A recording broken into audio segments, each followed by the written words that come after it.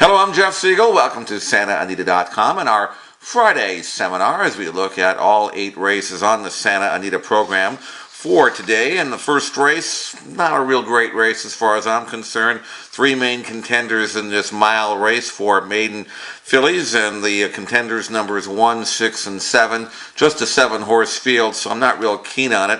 Number 1, Ready Go J-Lo has a right to improve as she stretches out and tries grass for the first time, and being by Redditori, she should like it.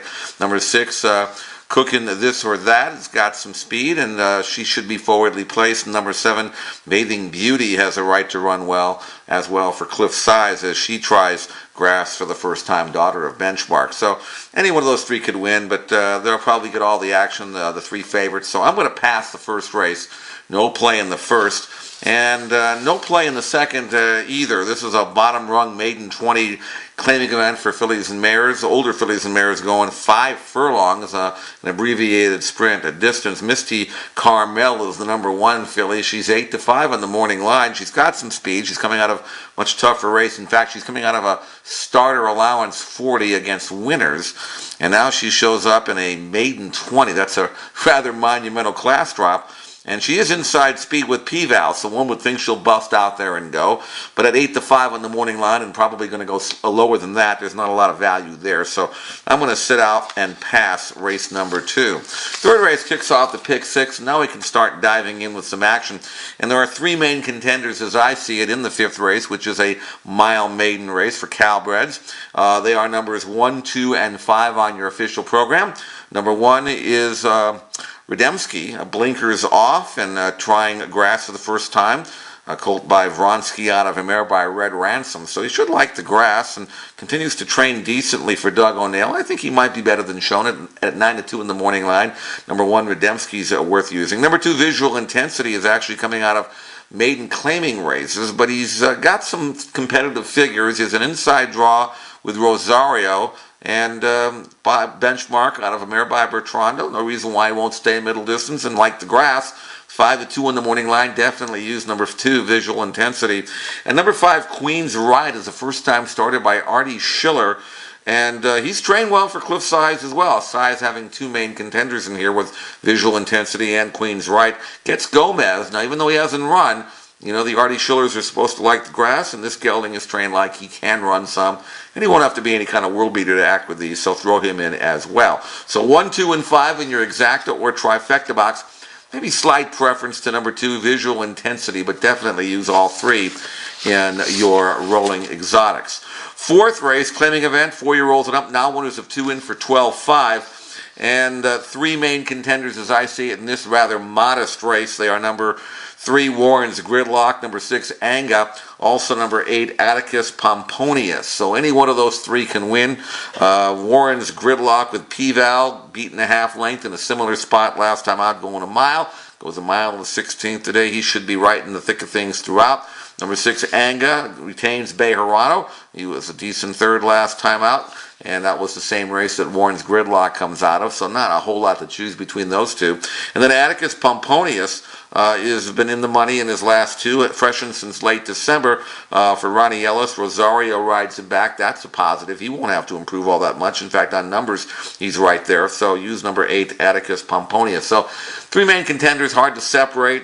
3, 6, and 8. I wouldn't go terribly deep in the trifecta or exacta, but I would definitely use all 3 in your rolling exotics. I think the winner more than likely will be one of those 3. 5th race, 7 furlong event, 3-year-olds in for $32,000. And Storm Proud Papa, number 3 on your program, and number 6, Montellano, just ran 1-3 in a common race. That was the race back in early February, and Storm Proud Papa was claimed out of that race, as was Montellano, so new connections, but pretty much the same type of field. Storm Proud Papa now in the Bill Spar barn, looked good winning his last race, was part of the pace, and came away and won nicely. Espinoza rides him back, 1 level jump shouldn't be an issue.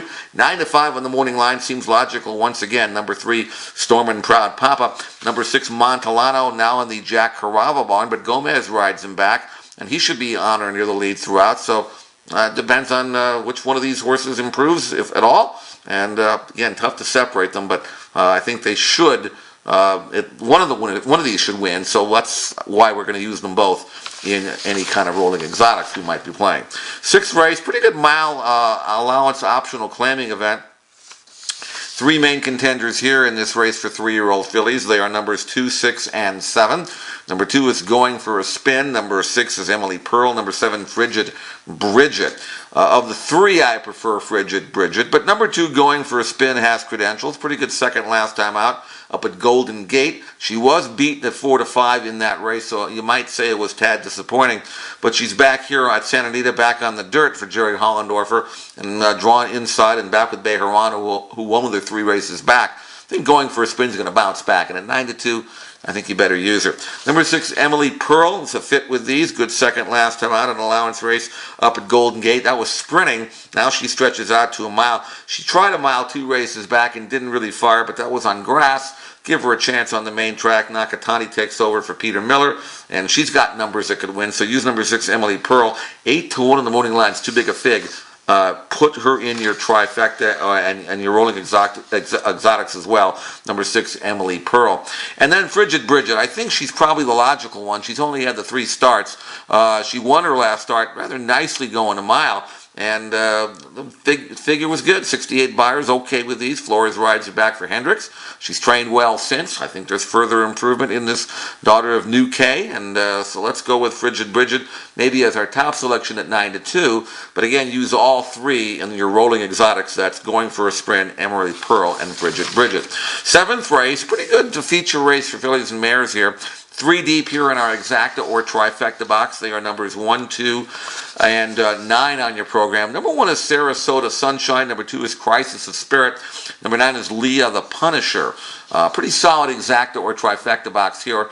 The inside horse making her debut in this country for Mike Mitchell, Sarasota Sunshine. Pretty decent, kind of useful sort in England last year. Now she's trying dirt for the first time. She was very good on synthetics for whatever that's worth. The rail is not all that great to be, but she likes to sit back and make a run. Train like she's fit and ready and gets Talamo. So at 7/8 of a mile, Sarasota Sunshine should be used. 4-1 in the morning line. Number 2, Crisis of Spirit had just a nightmarish trip against a similar field here last month. She was 3rd beaten 3/4 of a length. She was blocked and steadied and had to alter course. Really should have won. And today, with clear sailing, with Mike Smith riding her back, Crisis of Spirit, no doubt, can win, and she would be our top selection at 5-2 in the morning line. Just keep your fingers crossed that she gets a chance to run this time. And also Leah the Punisher, the number 9 on your program, outside draw, coming off a win against Softer. That was a 2-turn win, but I like this 2-turn back to a 1-turn sprint move for her. Outside post, she should have clear sailing. She's got improving figures for Mandela. Don't underestimate number 9, Leah the Punisher. And another one, 8-1 in the morning line. Definitely use her in your exotic. So 1, 2, and 9. Preference to number 2, Crisis of Spirit, but use all 3 in your rolling exotics. 8th and final, maiden claiming event. Calbred 3-year-old fillies. The 3 I'm going to use here are numbers 1, 4, and 5. Number 1 is a first-time starter, Caitlin and Jenna. Also number 4, Tap Tap I'm Gone. And number 5, a Golden Jet. So a pretty good exacta or trifecta possibility here. And absolutely use all 3 in your rolling exotics. Caitlin and Jenna, 5-1 in the morning line for Mitchell. She's trained well enough to be a factor in a maiden claimer like this. Gets Talamo. And again, should be competitive here. The rail, obviously not a great place to be, but she certainly, if she breaks running, will be in the thick of things. Number 4, Tap Tap I'm Gone. First off, the claim for Jeff Mullins. Disappointed last time when she was 2-1. Forced the issue and faded, but that was a pretty quick splits. Those were pretty quick splits that she was forced to run in. That was a fairly decent race. So Tap Tap I'm Gone has a chance to improve. Again, switching to Bejarano, seemingly better than shown. First off, the claim from Mullins, so look out. And then number 5, a Golden Jet. We haven't seen her since last October, but her comeback works are good. She had a bullet gate work 34-1, looking sharp over at here at Santa Anita for James Cassidy, and she is a first time in a maiden claimer play. Straight maiden to maiden claimer, powerful angle. Beware of number 5, a Golden Jet. She is 3-1 on the morning line. So 1, 4, and 5, use all 3 in an exacta or trifecta box. Use all 3 in your rolling exotics. That wraps it up for today, Friday. We have a pretty good card today, even a better one tomorrow. Let's hope the rain stay away. So until then, Jeff Siegel for SantaAnita.com. Best of luck and good luck today at Santa Anita.